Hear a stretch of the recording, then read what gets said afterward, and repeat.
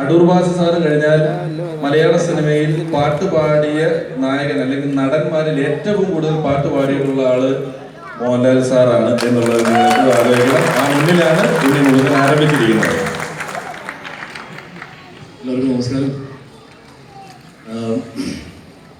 അച്ചായസ് എന്ന സിനിമയെ സപ്പോർട്ട് ചെയ്യാൻ ഇവിടെ എത്തിച്ചേരുന്ന എല്ലാവർക്കും നന്ദി.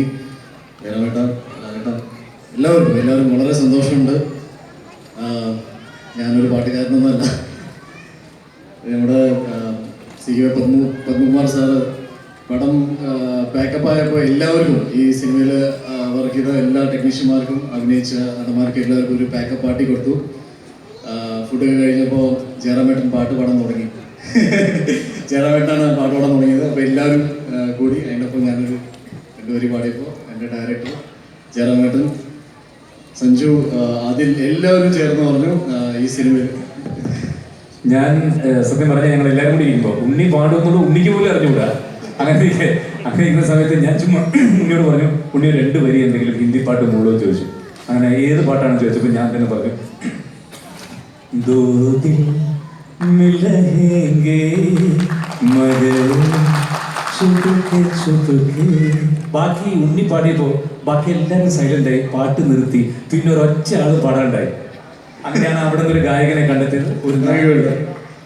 ഞാൻ ജനതാ ഗാരേജിന്റെ ഷൂട്ടിംഗ് സമയത്ത് കാരവാനിൽ ഇരുന്നിട്ട് ഞാനും ലാലേട്ടും ഇങ്ങോട്ടും 2 പാട്ട് പാടിയിട്ടുണ്ടായിരുന്നു. അപ്പൊ എല്ലാവരുടെ അനുഗ്രഹമുണ്ട്. ഞാൻ 4 വരി പാടാം.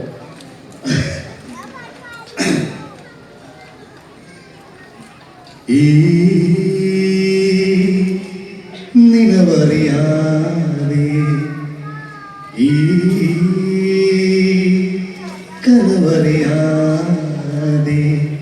അനുരാഗം പുതുമഴ പോലെ നീ എന്മാരിൽ ചായും നേരം ഒരു കാറ്റായി മനമേ നീ എതിരേൽക്കാമോ മലേ തേടും സ്വപ്നം പൂക്കും നേരം കൺമണി നിന്തിരാമോഹം ചാരേ.